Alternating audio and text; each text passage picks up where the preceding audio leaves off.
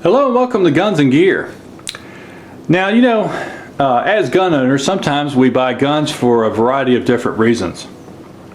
A good friend of mine here on YouTube, Firearm Rescue, he often says that he buys guns based off of video games. They're probably portrayed in the video games that he enjoys to play. I know when I was much younger and Terminator came out, it took me a while, but after a period of time, I had all the guns that were used in Terminator. Sometimes you buy a gun because of the practical purpose for it, such as a gun that you may carry concealed, or a gun that you have for home defense, or maybe it's a gun for hunting or target shooting. You might be a competitor. There are many different reasons. Another reason is maybe because the gun just looks good to you. Maybe it's just cool looking to you and you want to have it. All right, and that is the case with this revolver I have sitting on the table today. This is a Smith&Wesson Model 29, and this is a custom shop gun. And I say custom shop, it's an older gun. I'm not sure that they were calling it Performance Center back then. I have been told that this is a Lew Horton customized gun, but to be honest with you, I don't know that for sure. All right, so let's take a little bit better look at this. Now this is Model 29, so therefore it's a 44 Magnum, okay? And you will notice that it has a full underlug barrel of 3 inches. It has an unfluted cylinder, and if you take a good look, if it shows up in the camera, it has a jeweled trigger and hammer, okay? And on the other side, you'll notice that it's a little bit different than you normally see cylinder release latch button right here. Okay, and take a look at these grips. That was one of the first things I saw when I saw this gun in a gun shop many years ago. I just thought those grips were beautiful. Okay,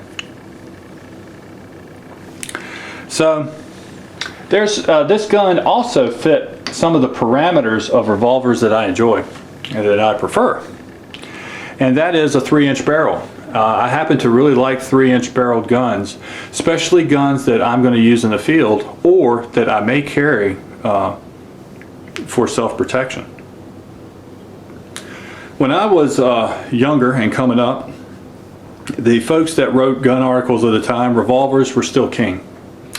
And many professionals has said that their ideal fighting handgun was a 3-inch revolver, and that was usually chambered in .357 Magnum. One thing that I have found is that the 3-inch revolvers, they shoot just about as good as a 4-inch gun in my hands, and better than the shorter barrels. Okay, and also, the gun sort of has to work right. That's not the right term. How else can I say it? It's got to be balanced. It's got to look and feel right in the hand. And a 3-inch gun sometimes does that a little bit better than some of the longer barrels.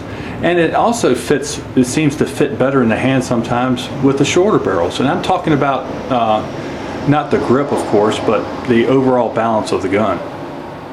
And I find that a 3-inch on the K frames, L frames, and N frames, they look symmetrically just right to me.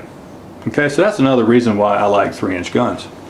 Okay, now got to tell you, there was a bunch of videos being made, and Oil the Gun had proposed people showing their barbecue guns. And man, when I saw that video, I thought, man, what a great idea, and I wanted to make a video like that too. But at the time, I was really busy with Irene had come through this area, and I didn't have very much time to make videos. But had I made a video for barbecue guns, this would be one of them that I would have included because it's just a great looking gun. When I was coming up, I was very fortunate to be surrounded by a lot of a very positive pro-gun culture, and that was not only my family, but that was friends of family, and it just seemed to be more prevalent than I notice it today. Okay, and you know, my family used to do something kind of cool, which was every Sunday the family would meet at one or the other's homes, and we took turns, you know. And when I lived in Mississippi, it was my father and mother, and then I had two uncles and an aunt and their families. So, you know, we rotated around and going to different people's home, and the majority of the time that meant being out in the country. Okay, so often what would happen if we were able to, and it depended upon the house. You know, my dad and my uncles and some of my cousins that were old enough, they often wore guns, right? Because sooner or later we were going to end up at the back of the property shooting. That was just something that we enjoyed doing together. Okay, so the idea of the barbecue gun, I've been around a lot. I've gone to barbecue or pig pickings, and I tell you what, you see a variety of different guns, and that was a little bit different. And what I saw there was that folks were, you know, would maybe put on a nice set of grips on their gun, or maybe they had a gun that was a bit different. Maybe it had some engraving on it. Maybe it was just a special type of gun, and they were more or less showing that gun off. And I think really that's what the term barbecue gun actually came about as. So I really grew up with that kind of culture, and it was kind of really neat to see. It's a shame, but I don't think that happens as often as it did. So this would have been an excellent barbecue gun back in the day, and it would be today also. And those variety of guns that you've seen, it was everything from like World War II Lugers and Brown and High Powers and 1911s and all types of Colt and Smith&Wesson revolvers. Now you'll notice that I didn't mention any of the Wonder plastic Phenom guns that we have today, and that's basically because they hadn't been created yet. Okay, well, enough about that. This has been an excellent gun for me. I really have enjoyed shooting it. I do carry it in the field, okay? And you'll also notice that I have a pair of rubber grips over here. And these are Pachmayr decelerator grips. I do prefer the Pachmayr over the Hogue, especially on revolvers, mainly because they're a little bit thicker. That's all. I like the way they feel in my hand. Both grips, Hogue and Pachmayr, are quality grips, but if memory serves me right, the reason that I bought those decelerators and not the presentation grips like I normally buy, because they are quite a bit bigger, is because they just didn't have them. But at any rate, there is two reasons why I have the rubber grips. One is, well, you get to shooting a lot of full house 44 Magnum loads, and it's going to take a toll on your hand, or at least it does with me. If you look at these beautiful grips, you'll also notice that it has an open back strap, right? And after a while, when you are shooting this gun, it's going to start to take a toll on the web of your hand and the back of your hand, okay? Or at least it does for me. So that was one of the reasons why I got a pair of rubber grips. So if I'm going to do a whole lot of shooting, then I'll slip those grips on. And there's another reason, as those grips are just absolutely gorgeous. And I do carry this gun in the field. So therefore, I don't want to get those grips scratched up. You know, your gun is protected in the holster when you're out in the field, you're hunting, doing whatever.